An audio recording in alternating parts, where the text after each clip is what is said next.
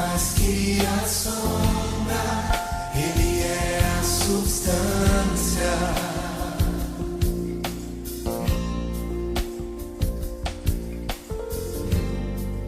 Mais que a lei e os profetas, Ele é a nova aliança.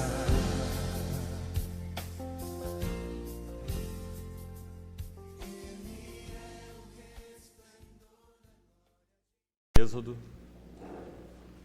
e vamos ler alguns versos a partir do verso 15. Êxodo, capítulo 26.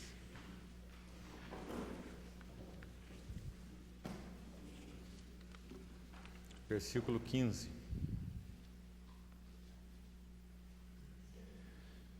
Farás também de madeira de acácia as tábuas para o tabernáculo, as quais serão colocadas verticalmente. Cada uma das tábuas terá 10 côvados de comprimento e 1,5 côvado de largura. Cada tábua terá 2 encaixes, travados um com o outro. Assim farás com todas as tábuas do tabernáculo. No preparar as tábuas para o tabernáculo, farás 20 delas para a banda do sul. Farás também 40 bases de prata debaixo das 20 tábuas. 2 bases debaixo de uma tábua para os seus 2 encaixes, e 2 bases debaixo de outra tábua para os seus 2 encaixes. Também haverá 20 tábuas ao outro lado do tabernáculo para a banda do norte, com as suas 40 bases de prata. 2 bases debaixo de uma tábua, 2 bases debaixo de outra tábua. Ao lado posterior do tabernáculo, para o ocidente, farás 6 tábuas. Farás também 2 tábuas para os cantos do tabernáculo, na parte posterior, as quais por baixo estarão separadas, mas em cima se ajustarão à primeira argola. Assim se fará com as 2 tábuas, serão 2 para cada um dos 2 cantos. Assim serão as 8 tábuas com as suas bases de prata, 16 bases, 2 bases debaixo de uma tábua, 2 debaixo de outra tábua. Farás travessas de madeira de acácia, 5 para as tábuas de um lado do tabernáculo e 5 para as tábuas do outro lado do tabernáculo, e 5 para as tábuas do lado posterior do tabernáculo, que olha para o ocidente. A travessa do meio passará ao meio das tábuas, de uma extremidade à outra. Cobrirás de ouro as tábuas, e de ouro farás as suas argolas, pelas quais hão de passar as travessas, e cobrirão também de ouro as travessas. Levantarás o tabernáculo, segundo o modelo que te foi mostrado no monte. Farás também um véu de estofo azul, púrpura e carmesim e linho fino retorcido. Com querubins o farás de obra de artista. Suspendê-lo-ás sobre 4 colunas de madeira de acácia cobertas de ouro. Os seus colchetes serão de ouro sobre 4 bases de prata. Pendurarás o véu debaixo dos colchetes e trarás para lá a arca do testemunho para dentro do véu. O véu vos fará separação entre o santo lugar e o santo dos santos. Porás a coberta do propiciatório sobre a arca do testemunho no santo dos santos. A mesa porás fora do véu e o candelabro defronte da mesa ao lado do tabernáculo para o sul. E a mesa porás à banda do norte. Até o verso 35. Pai, nós desejamos ver algo mais pela Tua graça e misericórdia da pessoa e obra do nosso Senhor através destas Escrituras. Sabemos que tudo que o Senhor nos falou outrora, nos falou para revelar o Teu Filho. E nós desejamos ver algo mais do Teu Filho, Sua pessoa e Sua obra. Desejamos que o Senhor mesmo possa romper o véu do nosso entendimento e ministrar o Senhor mesmo aos nossos corações, pela instrumentalidade do Teu Espírito. Nós isto te pedimos, em nome de Jesus. Amém. Irmãos, na reunião anterior nós estudamos os 14 primeiros versículos desse capítulo 26 de Êxodo. E destacamos para os irmãos aquelas cobertas então do tabernáculo. Projetamos as figuras para se visualizar melhor. mostrando para os irmãos que tudo no tabernáculo fala de Cristo, porque Deus não tem um outro assunto. Nosso Senhor Jesus, quando foi batizado no Jordão, os céus se abriram e aquela voz foi ouvida: este é a sua singularidade, este é. Não havia ali uma voz para João Batista, uma voz para qualquer outra pessoa, mas havia uma voz dirigida a uma única pessoa: este é o meu Filho amado, em quem me comprazo. Depois esse filho exerce aquele ministério durante 3 anos e sobe aquele monte, Hermon, chamado Monte da Transfiguração, e novamente os céus se abrem, na presença de Pedro, Tiago e João. E de novo a voz é ouvida, agora com um acréscimozinho a mais: este é o meu filho, o meu escolhido, a ele ouvi. O Senhor agora não só endossado no seu caráter pessoal, ele é o Filho amado do Pai, mas agora nessa segunda voz, o Senhor endossado como sendo o único capaz de revelar o Pai, porque o próprio Pai disse: a ele ouvi. Os irmãos se lembram que naquele monte, naquela visão daqueles discípulos, eles também viram claramente a Moisés e a Elias, como representando a lei e os profetas. Não foi assim? E Pedro, então, extasiado com aquela visão, ele queria reunir os 3 como grandes mensageiros de Deus. Quem poderia ser maior do que Cristo, Moisés e Elias? E Pedro gostaria de ficar com os 3. Então ele diz: façamos aqui 3 tendas. Mas então aquela voz do céu veio, como que corrigindo Pedro. Eles desapareceram da presença deles, os discípulos, Moisés e Elias. Naquela visão, então, se dissiparam, e a palavra diz na narrativa do Monte da Transfiguração que eles a ninguém viram, senão somente a Jesus. Todas as vezes que nós estudamos a palavra de Deus, essa deve ser a nossa oração: a ninguém viram, senão somente a Jesus. Nós não estudamos a história de Abraão para vermos Abraão. Nós não estudamos a história de Isaac para ver Isaac. Na verdade, Isaac não nos interessa muito. Quem sabe interessa bastante para os judeus. O que nós temos a ver com Isaac, naturalmente falando, né? Nós estudamos as escrituras do Velho Testamento porque nós cremos que a palavra de Deus revela Cristo. Nós estudamos a história de Deus com o seu povo de Israel. Nós não somos judeus, né? Nós somos gentios, porque nós cremos que os tratos de Deus com aquele povo revelam seus princípios, seu caráter, sua pessoa, né? Então, da mesma forma, quando nós estamos varrendo esse assunto do tabernáculo, nossa intenção é vermos Cristo no tabernáculo. A ninguém viram, senão somente a Jesus. Então, quando nós estudamos aquelas cobertas, nós mostramos para os irmãos qual o propósito do Espírito Santo. Ele bem poderia cobrir aquela tenda chamada tabernáculo mais interior, onde aqueles preciosos móveis eram guardados, aquele candeeiro de ouro, aquela mesa, a arca, os querubins, com a presença de Deus que se revelava ali no Santo dos Santos. Poderia bem cobrir com 1 ou 2 cobertas, escolhidas talvez ao bel prazer de Moisés. Mas o Senhor ordenou 4 cobertas diferentes, porque cada uma delas revela um aspecto da vida do Senhor, visa-nos falar de Cristo. E mesmo aquela mais interna era de 4 tecidos diferentes, porque aqueles 4 tecidos visam nos falar de 4 facetas a respeito do nosso Senhor. O homem perfeito, linho fino, aquele que derramou seu sangue como sacerdote, as peles de carneiro tintas de vermelho, aquelas peles de cabra, depois aquelas peles de animais marinhos por último. Cada detalhe visa falar de Cristo, a sua vida de testemunha fiel a Deus, a sua vida de santa vigilância, tipificada pelas peles de texugo, a sua vida separada, tipificada pelas peles de cabra, pelos de cabra, como vimos, vida de separação. Aquela pele era impermeável, aquela pele era extremamente resistente, né?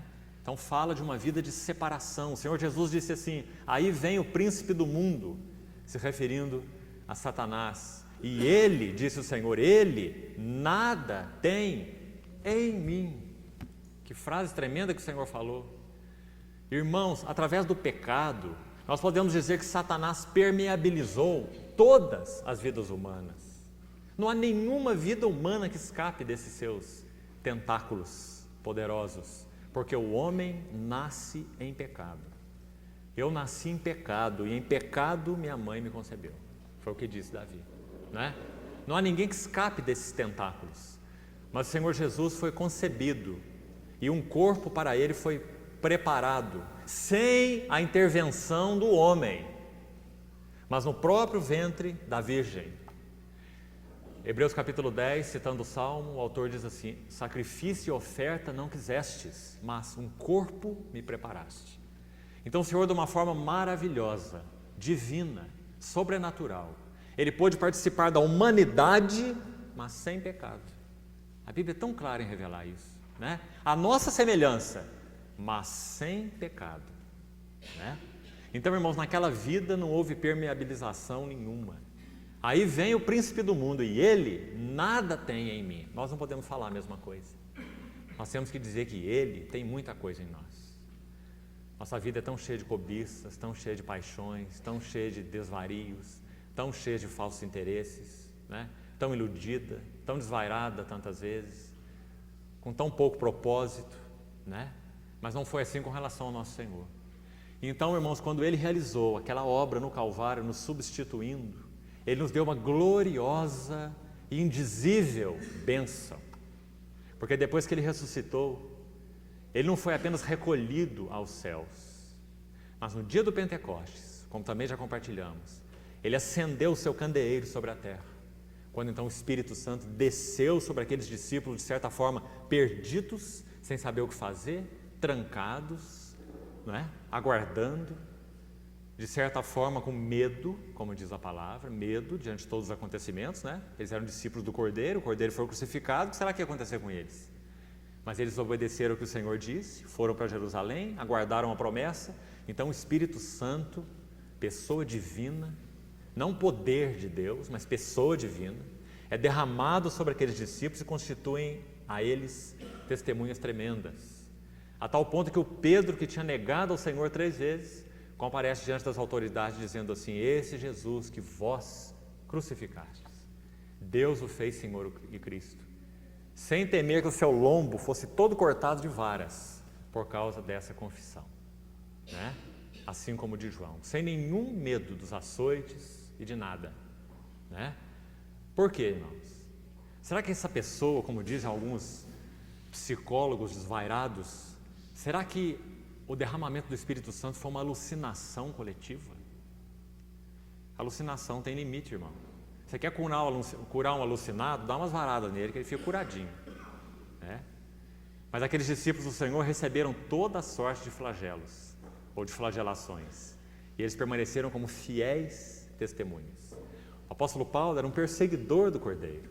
Ele queria arrasar, eliminar todos os cristãos. Cristão era uma raça de ervas daninhas na face da terra, porque ele era um judeu, um bom judeu. Então ele queria exterminar os cristãos, como judeu zeloso. E esse homem também foi capturado pelo Senhor ressurreto, não por uma alucinação qualquer na estrada de Damasco, mas pelo Senhor vivo e ressurreto, que se mostra a ele e diz: Saulo, Saulo, por que me persegues? Mais um capturado, mais um judeu furioso capturado. Então o Senhor atrai a Saulo para bem perto dele e diz assim: agora você vai experimentar como é privilégio, bênção e o quanto importa sofrer pelo meu nome. Eu te enviarei aos gentios e a eles você vai anunciar o Evangelho. E nós sabemos quem foi Paulo. Uma alucinação que durou 33 anos de ministério. Uma alucinação que gerou milhares e milhares de convertidos. Isso não é uma alucinação. Isso é a vida do Senhor ressurreto e entronizado, derramada dentro da vida daqueles que pertencem a Ele pelo Espírito Santo. E nós temos o mesmo privilégio. Cristo é a nossa vida. E quando esse Cristo, que é a nossa vida, se manifestar, nós seremos manifestados juntamente com Ele, né? Porque então Ele veio habitar em nós como esse Senhor vivo, ressurreto. Irmãos, quando nós olhamos aqui para esse texto que nós lemos, nós vamos ver algumas dessas realidades que eu passei rapidamente aqui, panoramicamente. Nós vamos ver algumas dessas realidades aqui, no tipo. Essas tábuas falam de nós, exatamente de nós. Madeira de acácia, natureza humana. Revestidas de ouro, natureza divina. Tábuas do tabernáculo, 1,5 côvado cada uma, em torno de 68 centímetros, mais ou menos 68 centímetros de largura, 4,5 metros de altura. 1,5 côvado, medida partida. Para se ter então uma unidade completa, você precisava no mínimo de 2, né? Perfazendo 3 côvados. Isso fala de nós. Nós somos chamados para habitar em um corpo. Nós nunca seremos plenos sozinhos. O apóstolo Paulo nos ensina em Efésios 3 que nós devemos juntos com todos os santos, juntos, compreender a largura, o comprimento, a altura e a profundidade do amor de Cristo que excede todo entendimento. Não é assim? Porque eu e você só temos 1,5 côvado. Nós precisamos de mais um do nosso lado para termos 3 côvados, né? E juntos com todos os santos podemos compreender essas dimensões do amor incompreensível de Cristo. Então, irmãos, nós estamos lendo textos do Velho Testamento que falam sobre essas gloriosas verdades, né? Que são verdades fundamentais do Novo Testamento. Por isso nós estamos estudando o tabernáculo, seu conteúdo, seus detalhes. Então vamos ao texto mais uma vez. Veja lá com relação então à estrutura do tabernáculo. Nos versos até o 14 que eu já compartilhei foi falado das cobertas. Agora no versículo 15 muda o foco. Ele acrescenta essa expressão que é tão comum aqui na descrição desses itens do tabernáculo. O farás também. Todas as vezes que ela aparece farás também, ele está partindo para uma nova seção, né? E coloca então todo o conteúdo daquele parágrafo como pertencente àquela estrutura, né? Farás também. Quando ele vai falar sobre o véu, lá no versículo 31 ele diz, farás também um véu. Quando ele vai falar no verso 26, farás travessas de madeira, né? Quando ele vai falar no verso 23, a mesma coisa, farás também 2 tábuas. Então essas expressões estabelecem uns contextos menores, né? No qual o Senhor deseja nos mostrar algo que está junto, que pertence ali ao mesmo conteúdo, ao mesmo contexto, ao mesmo parágrafo. Então o verso 15, quando ele descreve as tábuas do tabernáculo, nós vamos começar por aí, já lemos o texto, não precisamos reler. Observe na narrativa, a partir do verso 15, que essas tábuas então, primeiro detalhe importante que eu queria que você notasse, elas têm a mesma estrutura da arca, muito interessante. A arca é feita de madeira de acácia revestida de ouro, não é assim? E nós já estudamos detalhes daquela arca da aliança e vimos que ela fala de Cristo, especialmente de Cristo, né? Já que aquela tampa da arca era o lugar onde se manifestava a glória de Deus e em nenhum outro lugar a glória de Deus resplandeceu tão claramente como na pessoa de Cristo. João, no seu evangelho, diz que a ele, o Senhor Jesus, não foi dado o Espírito por medida, mas a cada um de nós o Espírito é dado por medida. Nenhum de nós pode dizer que contém toda a plenitude do Espírito Santo em si mesmo e apenas em si, porque nós sabemos que a plenitude do Espírito Santo está na igreja, não é? Na igreja. Agora, não foi assim com relação ao Senhor Jesus. O Senhor Jesus, na sua pessoa humana, o Verbo encarnado, toda a pessoa do Espírito Santo habitava plenamente em nenhum outro lugar. Nele habita corporalmente toda a plenitude da divindade. Não é assim que diz em Colossenses? Então, se a arca é uma figura do nosso Senhor, eu queria que os irmãos vissem, agora analogicamente, que essas tábuas eram como se fossem pequenos fragmentos da arca. O primeiro lugar que você encontra no tabernáculo, e isso vai servir como princípio, né? Essa expressão, madeira de acácia revestida de ouro, aonde que está? Na arca. Está em Êxodo 25, não é assim? Se você voltar a sua Bíblia aí, está lá em Êxodo 25, versículo 10. Farás uma arca de madeira de acácia, aí dá os comprimentos dela, e no verso 11 diz, de ouro puro a cobrirás, olha lá. Êxodo 25, verso 10 e 11, não é isso? Então, o primeiro lugar, madeira de acácia revestida de ouro, é a arca. Agora, quando ele vai falar das tábuas, no capítulo 26, verso 15 em diante, ele vai dizer que essas tábuas serão de madeira de acácia, como está escrito no verso 15, né? E na sequência da descrição, ele vai dizer que essas tábuas são revestidas de ouro, como se fossem pequenos fragmentos da arca. Agora, irmãos, a arca é completa nela mesma, né? Aquela Shekinah que se manifesta sobre a arca, lembra que a arca também tem meias medidas, lembra quando eu comentei isso? A arca também tem meias medidas, 1 côvado e meio de comprimento, 2 côvados e meio. Por que esse meio? Porque o Senhor Jesus diz, eu e o Pai somos um. Não é porque Jesus é meio e o Pai é meio, mas ele está dizendo que ele e o Pai, eles são uma unidade.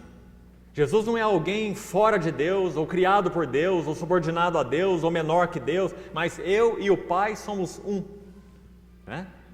Então, por isso a arca tem meias medidas. Quando você olha a estrutura dessas tábuas, você deve ver como pequenos fragmentos dessa própria arca. Tem a mesma estrutura. Irmãos, quando nós nascemos de novo, como eu disse no início, a nós foi dada a bênção de sermos participantes da natureza divina. Natureza divina. Nós não somos apenas homens naturais. Em nós habita o Espírito Santo de Deus. A nossa sede foi saciada. Nós não estamos buscando nada em nenhum lugar. Nós já encontramos. Agora, ela é uma fonte tal que quanto mais nós bebemos dela, mais sede temos dela mesma. Porque ela é uma fonte inesgotável, né? Então o Senhor Jesus nos constituiu semelhantes a Ele. A arca, madeira de acácia revestida de ouro. As tábuas, madeira de acácia revestida de ouro. Vou citar alguns exemplos de textos do Novo Testamento para os irmãos compreenderem essa verdade, que é singularmente importante. Jesus não é chamado no Novo Testamento apenas de o Filho unigênito de Deus, não é assim? Ele é o Filho unigênito de Deus, porque Ele é o único que então se encarnou como homem, da parte de Deus, sendo Deus, no qual a glória de Deus foi vista sem nenhuma limitação. João, no evangelho dele, diz assim, todos nós, as tábuas, aqueles que foram constituídos filhos, no plural de Deus, todos nós temos recebido da sua plenitude. Plenitude está nele. O Filho, no singular. E nós recebemos da sua plenitude, e graça sobre graça. Então ele é o Filho unigênito, cheio de graça e de verdade, como diz João, não é? Mas, irmãos, quando esse Filho unigênito se fez carne e habitou entre nós, e entrou na morte, e ressuscitou, e foi entronizado, e derramou o seu Espírito, esse Espírito que testifica com o nosso Espírito, como Paulo diz em Romanos, que nós somos o quê agora? Filhos, olha o plural, de Deus. Deus só tem um filho, este é o meu filho. Quando o céu se abriu, ele não disse assim, estes são os meus filhos. E quem sabe aquela era uma hora boa dele dizer isso, porque quem estava batizando Jesus era ninguém menos do que João Batista. E lembra o que Jesus falou de João Batista? Você se lembra que o Senhor falou dele? Dentre os nascidos de mulher, hein? Ninguém é maior do que João. Hein? O que você acha disso? Era uma boa hora do céu se abrir e dizer assim, olha lá os meus filhos. Não tem ninguém na terra em que eu me compraz a não ser esses dois. É João Batista, aquele que foi maravilhosamente preparado por Deus no ventre de Isabel. Você conhece a história de João Batista? Como aquele que vai ser o preparador do caminho do Senhor, não é? Ninguém nascido de mulher é maior que ele. O próprio Jesus disse, não é isso? Mas a voz do céu colocou João Batista de lado. A voz do céu tinha um foco só. Este é o meu filho. Mas, irmãos, esse filho unigênito, então, foi semeado na morte. E Paulo, em Romanos 8, se você quiser conferir, seria bom você conferir. Romanos 8, versículo 30. Versículos 29, melhor. Romanos 8, 29, o apóstolo Paulo vai dizer assim, que esse propósito para o qual Deus nos chamou, é o propósito de nos fazer conformes. Romanos 8, 29. Aqueles que ele chamou, justificou e glorificou, é o que ele vai falar no verso 30, né? A esses, no verso 29, ele diz que ele chamou segundo o seu propósito. Aí ele vai explicar qual é esse propósito. No verso 29, ele diz, aos que de antemão conheceu. Desde a eternidade ele nos conheceu, é claro, Deus é onisciente, né? Desde a eternidade ele nos pré-conheceu. Aos que de antemão conheceu, presciência de Deus. Também os predestinou. Olha bem, soberania de Deus. Aqueles que Ele conheceu, Ele predestinou. Para quê? Para serem conformes à imagem de quem? No singular, do seu Filho. Olha aí, o seu Filho amado. O que mais? O resto do versículo? A fim de que Ele seja o... Agora, primogênito. Agora não é único, é primeiro. Primogênito. Entre muitos irmãos. Então estão vendo agora as tábuas, madeira de acácia, revestidas de ouro. A mesma estrutura da arca. Porque o unigênito foi semeado na morte como um grão de trigo. Ele não disse os grãos no plural, ele disse o grão de trigo caindo na terra não morrer. Esse grão é ele, é claro. Fica só. Se não morrer, fica só. Mas se morrer, produz muito fruto. Unigênito, primogênito. A arca e as tábuas, né? Então, irmãos, os irmãos vejam verdades supremas de Deus, tipificadas aqui no tabernáculo, de uma forma tão singela, tão simples, mas tão linda, né? Então, esse é o nosso privilégio, quando nós olhamos para essa estrutura, saber que agora o Espírito Santo está de uma forma muito especial, querendo falar de nós, a igreja, né? Porque eu disse para os irmãos que o assunto do tabernáculo é esse, não somente Cristo, mas o grande mistério de Deus, que é Cristo e a igreja. Grande é este mistério, mas eu me refiro a Cristo e a igreja, como Paulo diz lá em Efésios, né? Então nós estamos vendo aqui nas tábuas um retrato de nós, a igreja, tão lindo. Nós por nós mesmos, só madeira de acácia, mas porque o unigênito foi semeado na morte, o grão de trigo. Quando ele então foi gerado em ressurreição, ele produziu muitos filhos, porque o seu Espírito foi derramado na vida daqueles que lhe pertencem. Você já está em Romanos mesmo? Leia Romanos 8, versículo 9. Olha um pouquinho para cima. Romanos 8, 9. O que diz nesse versículo? Esse versículo diz que aquele que não tem o Espírito de Cristo, esse tal não é dele. Está vendo? Todos aqueles que pertencem ao Senhor são selados pelo seu Espírito. Irmãos, e que bênção é essa? Nós só não extraviamos do Senhor por causa disso. O Espírito Santo nos leva a arrependimento, nos convence do pecado, nos trata com gentileza sim, mas com firmeza, nos trata com amor sim, mas com verdade, não é? É como o fogo, você não pode separar a luz do fogo, do calor do fogo. Se você tem o fogo, você tem que ter os dois ao mesmo tempo, né? Deus é luz, Deus é amor. Você não separa o calor do fogo da luz do fogo.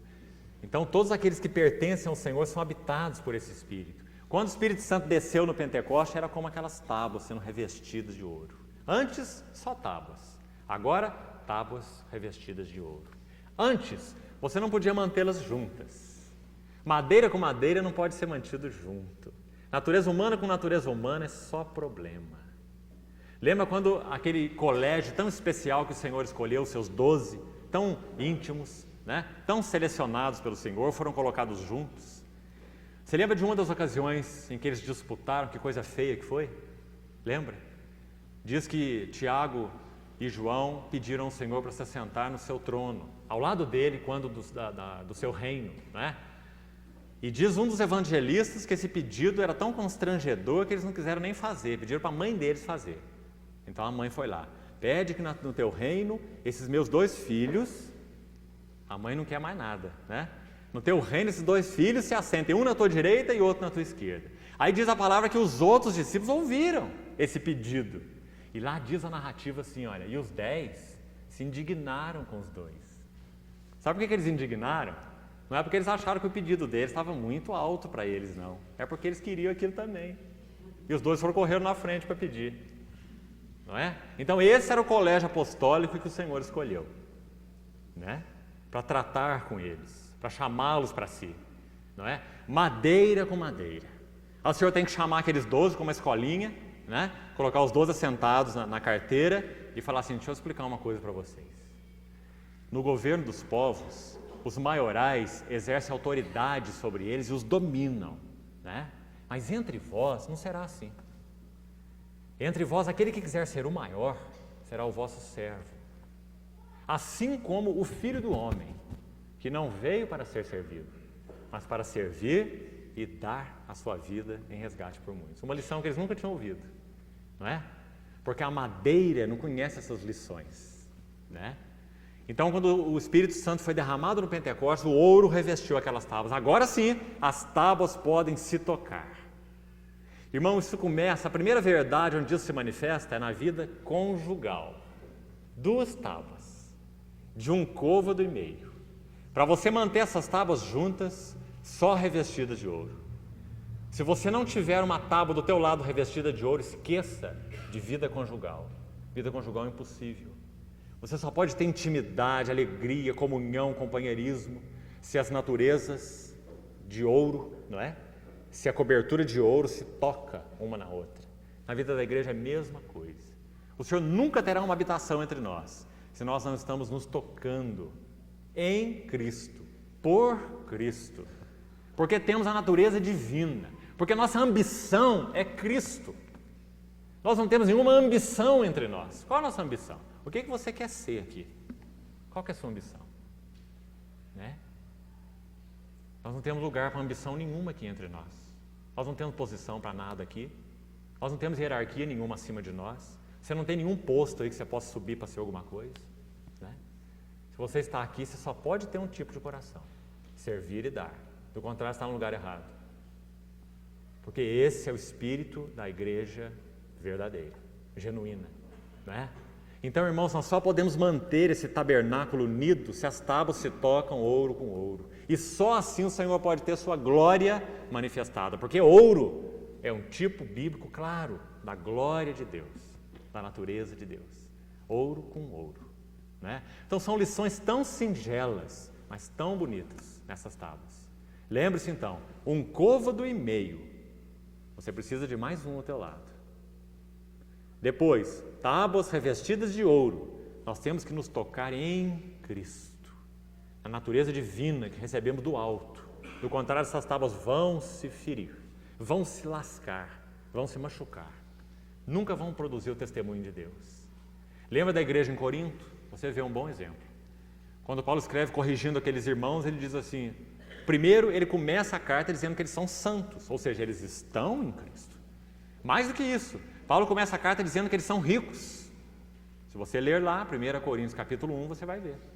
Ele diz assim: em tudo fostes enriquecidos nele, em toda palavra e em todo conhecimento, de maneira que não vos falte nenhum dom. Uma igreja rica, a igreja de Corinto. Não faltava palavra, não faltava conhecimento, não faltava dom, mas também não faltava carne.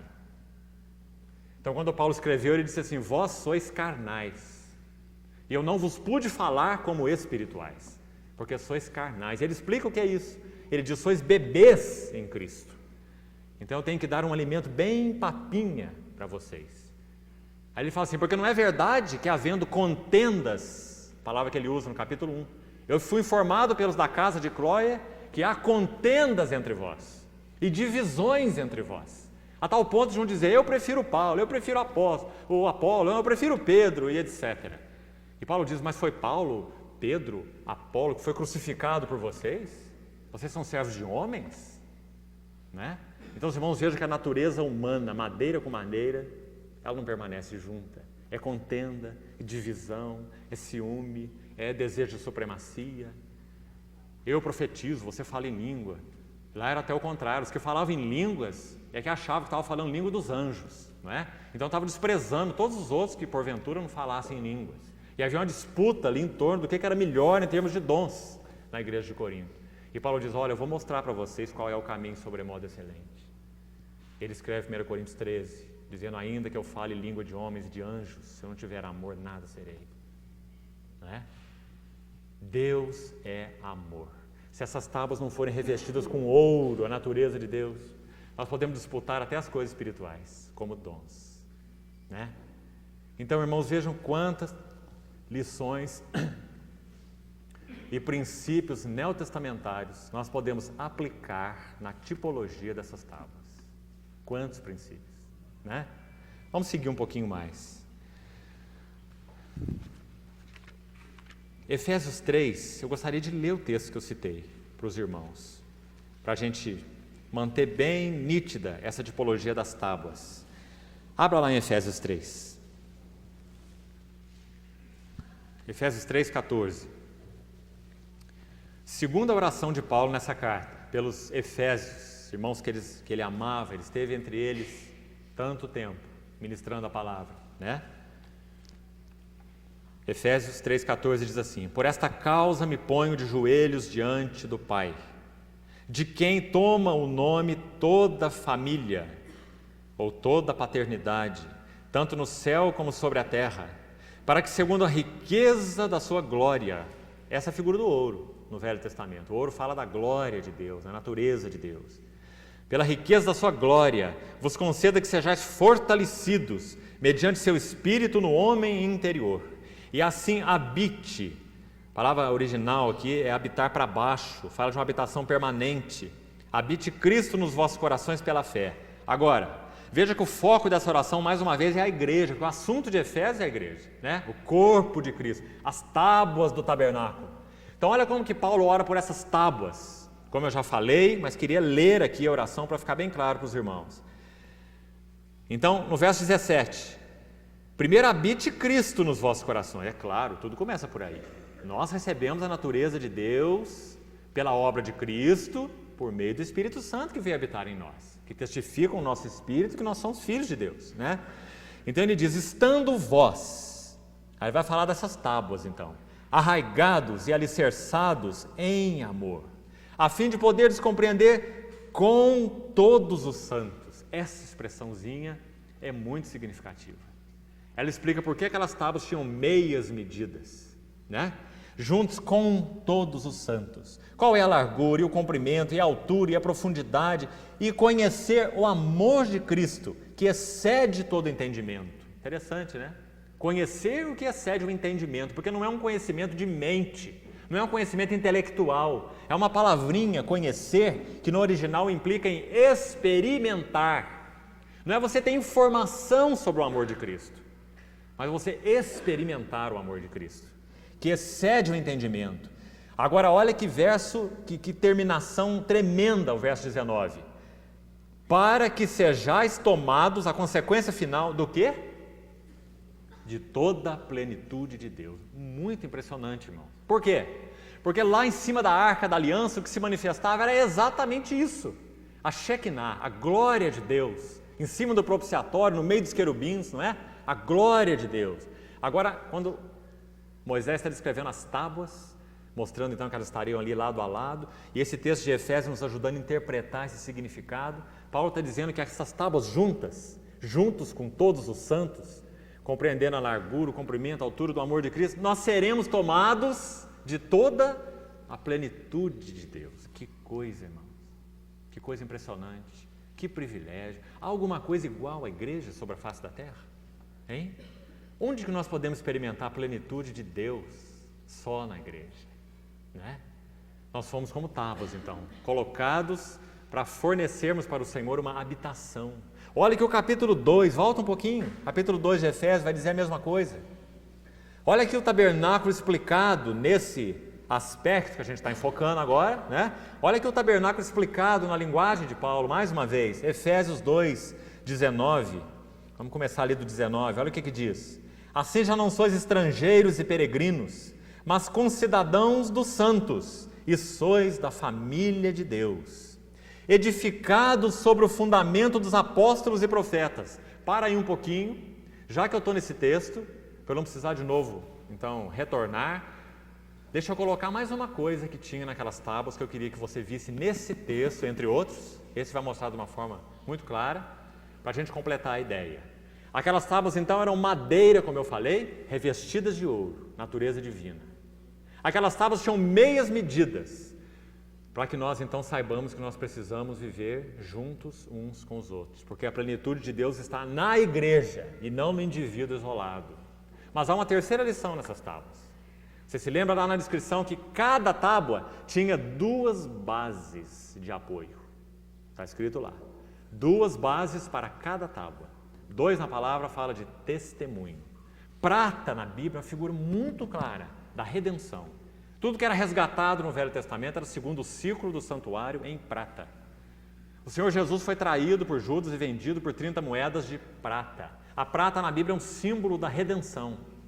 Então aquelas bases de prata fala que essas tábuas, que somos nós, madeira revestida de ouro, nós estamos fundamentados sobre o testemunho da expiação de Cristo. Irmãos, esse é o nosso único fundamento. O cristianismo não é uma ideologia, né? Não é um conjunto de pessoas que se congregam em função de alguma coisa qualquer. O nosso testemunho como tábuas tem um único fundamento. Nós não paramos em pé sem esse fundamento. A tábua vai cair sem esse fundamento. Cada tábua tem 2 bases de prata. Esse é o nosso fundamento. Qual o testemunho que essas tábuas dão? O Senhor Jesus é o Filho de Deus que se fez carne e habitou entre nós. E Ele, por aquela oferta substitutiva no Calvário, Ele nos deu vida, estando nós mortos. Ele nos concedeu nele mesmo uma eterna redenção, não é a linguagem de Hebreus? Redenção, prata. Muito mais o sangue de Cristo, que pelo Espírito eterno se ofereceu a Deus sem mácula, purificará a nossa consciência de obras mortas para servirmos ao Deus vivo. Ele nos abriu esse novo e vivo caminho pelo véu. Por ele nós temos redenção. Então, 2 bases de prata. O testemunho da igreja, 2, fala de testemunho, tem seu fundamento na redenção de Cristo. Esse texto vai nos ajudar, entre outros. Vamos continuar lendo então. Aqui está dizendo no verso 20, Efésios 2:20, que nós, está falando de nós, né? Não somos estrangeiros, não somos peregrinos, somos da família de Deus. As tábuas lá do tabernáculo. Edificados, olha aí, edificados, sobre o fundamento dos apóstolos e profetas. Interessante que aqui é colocado 2 nomes também, né? Enfatizando 2 ministérios, apóstolos e profetas. Porque a eles foi especialmente revelado o significado, então, da redenção de Cristo. Quem é o Senhor Jesus? Paulo fala no capítulo 3, meu discernimento no mistério de Cristo, que foi dado a conhecer aos santos apóstolos e profetas no Espírito, não é? Então, aqui diz que nós estamos edificados sobre o fundamento dos apóstolos e profetas. Qual é o fundamento deles? Será que nós estamos edificados sobre eles como fundamento? Não é bem assim. Né? Aqui há uma linha fina que temos que abordar com cuidado. Por um lado, a tendência do mundo evangélico, digamos que protestante, é jogar os homens fora. Por outro lado, a tendência do mundo católico, digamos assim, é centralizar o homem. Né? Os 2 estão errados. Eu creio que nós temos que ver o equilíbrio aqui. Nós estamos sim sobre os ombros dos apóstolos e profetas, mas não são os apóstolos e profetas do passado que são o nosso fundamento. É o fundamento que eles têm que é o nosso fundamento. Por isso esse texto continua dizendo que nós estamos edificados sobre o fundamento dos apóstolos e profetas, mas não para aí. Sendo Ele mesmo, Cristo Jesus, a pedra angular. Agora ficou claro. Né? Nós não estamos edificados sobre Paulo, Pedro, Tiago ou João. Nós estamos edificados sobre Cristo, que deu clareza da sua visão, entendimento, revelação a Pedro, Tiago, João, etc., a muitos santos e profetas, não só aqueles 12, mas depois a Paulo, a Timóteo, a Barnabé, a muitos outros, 2000 anos, não é? Nós estamos sendo edificados sobre muitos ombros, mas o fundamento único é Cristo. Paulo em Coríntios diz assim, ninguém pode lançar outro fundamento, além do que foi posto, qual é? Jesus Cristo, né? Então, irmãos, isso precisa ficar bem claro para nós. Nosso fundamento, nossa base é de prata. É Cristo e somente Cristo. E especialmente Cristo crucificado. Porque senão o ouro teria sido escolhido como o fundamento. O ouro fala da glória de Deus, mas a prata fala da redenção do Filho. Então, se o nosso fundamento é de prata, é porque o que deve estar enfatizado aqui não é a questão da glória de Deus. O nosso fundamento sobre o qual a igreja está edificada não é a glória de Deus. O fundamento sobre o qual a igreja está edificada é a redenção de Deus em Cristo. E edificada sobre esse fundamento, ela pode revelar a glória de Deus. Então as tábuas são revestidas de ouro, que fala da glória de Deus, mas sobre o fundamento de prata, que fala da redenção do Filho. Fica claro? Por que a visão lá no Apocalipse diz assim, na Nova Jerusalém, a glória de Deus a iluminou, né? Mas continua dizendo assim, e o Cordeiro é a sua lâmpada. Está vendo? A glória de Deus iluminou, mas de onde que está fluindo essa glória? Da qual nós vamos ter o privilégio de participar naquele dia, assim como participamos hoje, de alguma maneira, né? Essa glória está fluindo dessa lâmpada, né? que é o Cordeiro, a redenção. Os irmãos estão vendo? Então, o fundamento é a redenção, e o que ele revela é a glória, é o ouro, né? Então, o versículo continua assim, vamos ler o resto, Efésios 2, 21. No qual todo edifício, aquele edifício lá de Êxodo é uma figura da igreja, né? Aqui nós estamos lendo sobre a realidade, ó, a igreja, que aquele edifício tipifica. Então diz, no qual todo edifício, olha que palavras bonitas para interpretar o tabernáculo, bem ajustado, está vendo as tábuas? Bem ajustado. A gente vai falar daqui a pouquinho sobre as travessas. Irmão, a figura é precisa demais, como o Senhor interpretou no Novo Testamento, né? Pelo Espírito. Depois a gente vai falar das travessas. Aqui está dizendo bem ajustado. Olha mais. Cresce para santuário dedicado ao Senhor. Volta lá em Êxodo, no capítulo 25, quando o Senhor ordenou a construção do tabernáculo, ele diz assim, requisitando do povo aquelas ofertas em Êxodo 25, olha o verso 10, Êxodo 25, 10. A mesma palavra que os irmãos estão vendo aqui em Efésios, foi aqui, Moisés usou lá. O que está escrito aí em Êxodo 25, 10? E me farão o quê? Um santuário. Não é isso? Para que eu possa habitar no meio deles. É esse versículo ou eu errei o versículo? É o 8, errei. E me farão um santuário, para que eu possa habitar no meio deles. Vamos ler a interpretação? Vira lá para Efésios de novo. Efésios 2, 21 e 22. Vê se tem jeito de ser mais claro, irmãos. Efésios 2, 21 e 22. No qual todo edifício, esse edifício é quem? No contexto de Efésios? É a igreja, não é? No qual todo edifício, bem ajustado, cresce para santuário dedicado ao Senhor. É o que está escrito lá em Êxodo. E me farão um santuário. Agora olha o verso 22. No qual vós juntamente estáis sendo edificados. Para quê? Não tem jeito de ser mais claro. Para a habitação de Deus no Espírito. Me farão um santuário, para que eu possa habitar no meio deles, né? Aquele tabernáculo é, sim, uma figura da igreja, assim como de Cristo, muito claro, né? Então, sobre as tábuas, creio que isso seria o mais fundamental para nós enxergarmos. Lembre-se, irmão, lembre-se, você não tem debaixo da sua estrutura espiritual nenhum outro fundamento. Cuidado com essa questão, lembre-se. Se você tem o privilégio de ser uma tábua de madeira, isso é o que você é em você mesmo, não tem muito valor. Mas você foi revestido de ouro. O Espírito de Deus veio habitar em nós. Efésios diz assim, ele, depois que ouvimos a palavra da verdade, o evangelho da nossa salvação, tendo nele crido, nós fomos selados com o Espírito Santo da promessa. Então você foi revestido de ouro, né? Agora lembre-se, seu fundamento é único. Cristo Jesus, a pedra angular. Não é nenhum tipo de obra que você possa praticar, não é?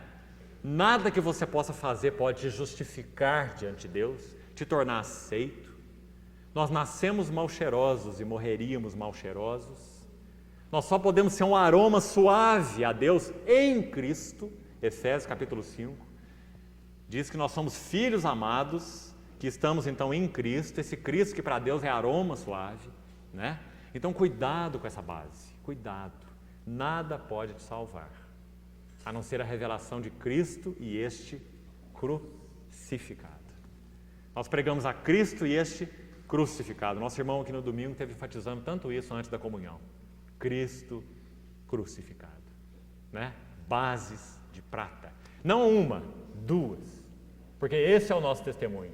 Paulo disse assim, eu decidi nada saber entre vós, senão Cristo e este crucificado, né?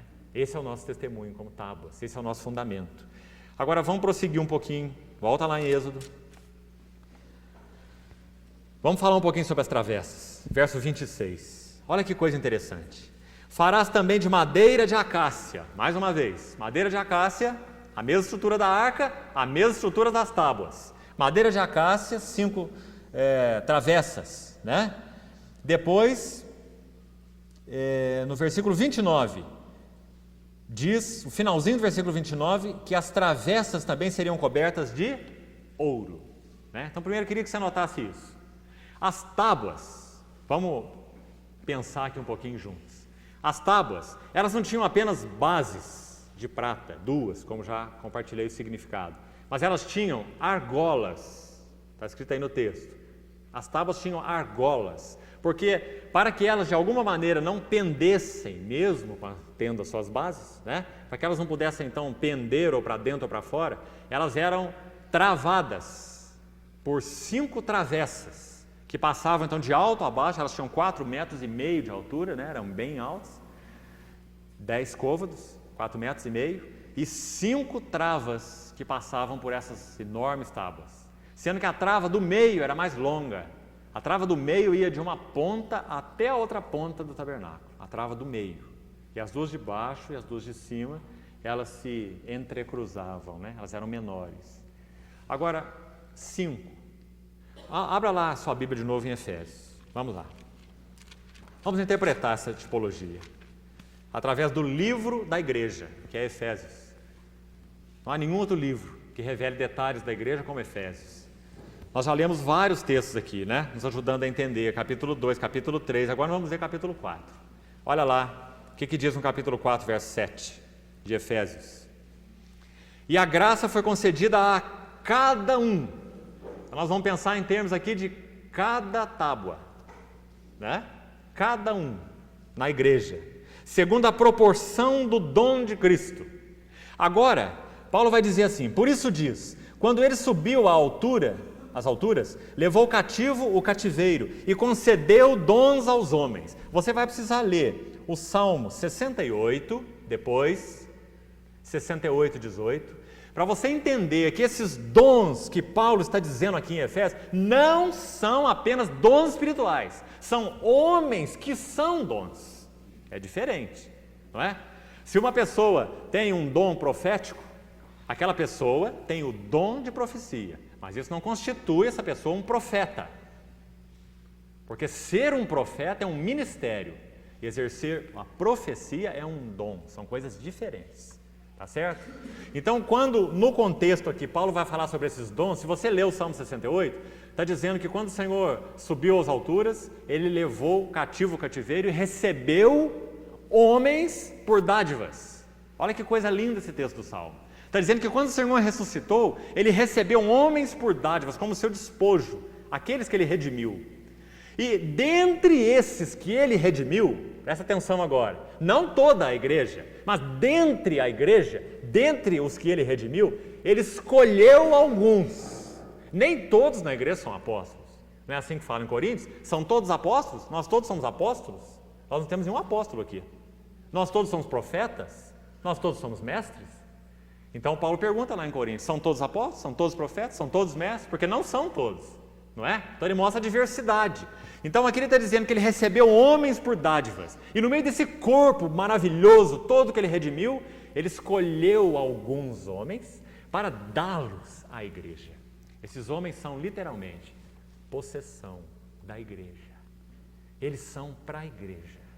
E Paulo designa aqui 5 tipos de homens, não apenas 5 tipos de ministérios. Porque aqui homem e ministério são ligados. Você não pode separar o homem do ministério. Eles são dons para a igreja, né? Se você ler o Salmo 68, você vai ver. Então ele vai explicar. Verso 9. Ora, o que quer dizer subiu, senão que havia descido até as regiões inferiores da terra? Aquele que desceu é também o mesmo que subiu acima de todos os céus para encher todas as coisas. Verso 11 agora. E ele mesmo concedeu. Se você ler o verso 8, concedeu dons aos homens. Não é o que está escrito lá? Concedeu dons aos homens. Esse versículo, como eu já falei, ele vem do Salmo 68, que diz que esses dons são homens. Não são apenas dons, são homens. Que o Senhor comprou, recebeu por dádiva, não é? E concedeu à igreja. Ele comprou, redimiu, recebeu, santificou e deu para a igreja. Quem são essas pessoas? Os apóstolos, os profetas, os evangelistas, os pastores e os mestres. 5 travessas. Qual a finalidade dessas 5 travessas? Travar as tábuas do tabernáculo, mantê-las juntas. A travessa do meio vai de ponta a ponta. Talvez essa travessa se refira ao ministério apostólico, né? De ponta a ponta. Depois ele diz assim, no versículo 12, com vistas ao aperfeiçoamento dos santos. Irmão, se você tirar as tábuas, você só vai ter 5 travessas. Imagine, as 5 travessas são colocadas ali para travar as tábuas do tabernáculo. Imagina você tirar as tábuas. Você não tem mais um tabernáculo, você tem uma cerca. Não é assim? Você tem uma cerca, com 5 varais. Os ministérios não têm finalidade nenhuma se eles não operam para a igreja, para a edificação do corpo. Eles vão ser uma cerca, né? Mas quando eles travam as tábuas do tabernáculo, eles mantêm esse organismo compacto, unido, não é? O que eles fazem? Aqui vai explicar. Ele concedeu apóstolos, profetas, evangelistas, pastores e mestres com vistas. Esse é o ministério dele, é o que eles fazem com a sua vida, não apenas com a boca deles, não, mas com o que eles são. É assim que devia ser, né? Hoje nós temos pessoas aqui no Brasil que se autodenominam apóstolos, né? Conheço alguns. E nós temos pessoas, mulheres também, que se denominam apóstolas. Isso não tem nenhuma base bíblica. São pessoas que se auto-intitulam, né? Como se isso fosse posição hierárquica, clerical, no meio da igreja, né? O único sentido dessas pessoas, desses homens que o Senhor separou como dádivas, é com vistas ao aperfeiçoamento dos santos, as tábuas. O foco da dádiva do Senhor são as tábuas, não são os ministérios. Aperfeiçoar os santos, essas tábuas, para o desempenho do seu serviço. Sabe qual é o serviço dos santos? É ser uma habitação para Deus. Paulo em Coríntios diz assim, eu habitarei e andarei entre eles, eles serão o meu povo e eu serei o seu Deus. A finalidade dos santos é ser uma habitação para Deus. Nós não somos empregados de Deus. Irmãos, nós não fomos chamados nem, prioritariamente falando, para pregar o Evangelho. Pregar o Evangelho deve ser algo que ferve em nós. Uma consequência natural de quem nós somos. O que você tem para dar para os outros? Nada, a não ser Cristo. Pregar o Evangelho tem que ser uma coisa simples na sua vida, porque tudo que você tem é Cristo, não é? Então nós não fomos chamados para ser empregados, para evangelizar o mundo. Nós fomos chamados para ser uma habitação. Deus quer ter um lar, vidas com o qual Ele possa conviver, transformar, moldar na imagem do seu Filho, para que Ele seja o primogênito entre muitos irmãos, como nós vemos lá. Não é? E os ministérios então só servem para isso, eles não são posição clerical, status, né? Porque são os santos que desempenham o seu serviço, olha lá, o serviço deles, dos santos, para a edificação do corpo de Cristo. Ou seja, se os ministérios fundamentais não operarem nas pessoas designadas por Deus, se os santos não estiverem sendo edificados por esse ministério, nós não teremos expressão de Deus através dos ministérios. Porque a expressão de Deus está na igreja e não nos ministérios, né? Então essas são as tábuas, edificação do corpo de Cristo, até que todos cheguemos à unidade da fé e do pleno conhecimento do Filho de Deus, a perfeita varonilidade. Olha como nos ajuda esses textos, né? Está interpretando o tabernáculo tão bem, o texto que a gente acabou de ler, à medida da estatura da plenitude de Cristo, para que não mais sejamos como meninos, agitados de um lado para outro e levados ao redor por todo o vento de doutrina, pela artimanha dos homens, pela astúcia com que induzem ao erro. Está vendo qual a finalidade desses ministérios operarem? Eles ajudam a edificar, a trazer solidez para os santos, a esclarecer, não é? Ensinar, para que os santos mesmo tenham estrutura e o corpo de Cristo possa ser edificado, os santos possam desempenhar o serviço deles. É pobre uma igreja que depende de ministérios, paupérrima. Sabe por quê? Os ministérios não são para a igreja local, os ministérios são para a igreja universal. Então eles vêm e vão, e vêm e vão, porque eles são para a igreja, e não é uma igreja numa localidade específica. Se a igreja depende de ministérios para viver, ela é muito pobre. Os santos devem estar sendo edificados pelos ministérios, se amando, se cuidando, crescendo juntos, como tábuas justaposta a tábuas, para que o Senhor tenha sua expressão no meio das suas tábuas, do seu corpo, né? Versículo 15 diz, seguindo a verdade em amor, cresçamos em tudo naquele que é o cabeça, Cristo. E agora o verso 16, muito interessante também. para nos ajudar a interpretar a tipologia. De quem todo o corpo, pense lá naquelas tábuas fazendo o tabernáculo todo, né? De quem todo o corpo, bem ajustado, tábua com tábua, e consolidado pelo auxílio de toda junta. Muito equilibrado esse texto do Espírito Santo através de Paulo, como tinha que ser. Se por um lado ele mostra 5 travessas, se referindo aos 5 ministérios, por outro lado, ele diz no verso 16, toda junta. Que interessante, né? Nós não precisamos apenas de 5 ministérios, nós precisamos de toda junta. E segundo a justa cooperação de cada parte. As tábuas tinham argolas para as travessas passarem, não é assim? Lê os detalhes do texto depois para você ver. Argola para as travessas passarem, ou seja, você deve estar submisso àqueles que você reconhece que têm exercido o ministério de Deus, por meio de Cristo e pelo Espírito. Você é uma tábua que tem que ter argola, a travessa tem que passar por meio de você, mas você é uma tábua que tem que ter encaixe, não apenas argola.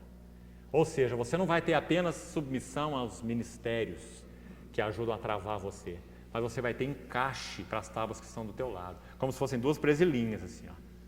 A tábua que entrar do teu lado tem que encontrar encaixe, não é? Tem pessoas que gostam muito de dizer, como os coríntios, eu sou de Paulo, Paulo era um ministro. Eu sou de Apolo, Apolo era um ministro, eram travessas. Eu sou de Pedro, Pedro é outra travessa, não é? Eles pertenciam a todo mundo, menos uns aos outros. Eles tinham facilidade com os ministérios, mas dificuldade entre eles. Hein? Não é assim? Pelo auxílio de toda junta, segundo a justa cooperação, como continua aí o texto, de cada parte, efetua o seu próprio aumento para a edificação de si mesmo em amor. Efésios 4,16. Os irmãos estão vendo? Quanta simbologia nessa tábua. Madeira revestida de ouro, as argolas para as travessas passarem, as bases de prata e os encaixes para a tábua do lado. Nós precisamos de tudo isso para que o Senhor tenha um testemunho sólido na igreja. Amém. Vamos orar.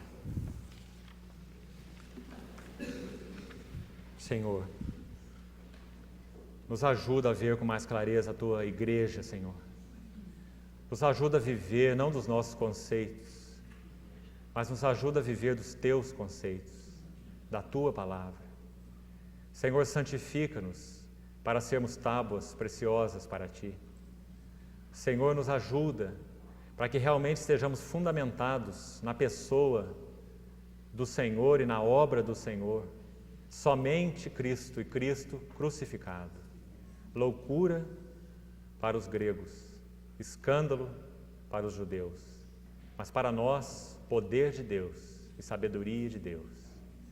Pedimos ao Senhor que nos possa prover também, Senhor, de argolas para essas travessas que devem passar por nós e nos prover também de encaixes para que estejamos justapostos uns aos outros. Tudo para que o Senhor possa ter um santuário e possa habitar no meio de nós. Nos ajuda, Pai, nós te pedimos. Corrige-nos no que precisamos ser corrigidos. Leva-nos ao arrependimento, porque sabemos que a nossa vocação aqui nessa terra é sermos testemunhas do Teu nome. Não nos permita falhar, Senhor. Não nos permita ficar pelo meio do caminho. Pedimos que o Senhor prossiga e complete essa obra que o Senhor iniciou em nós, até o dia de Cristo Jesus. Agradecemos-te e te pedimos em nome de Jesus. Amém.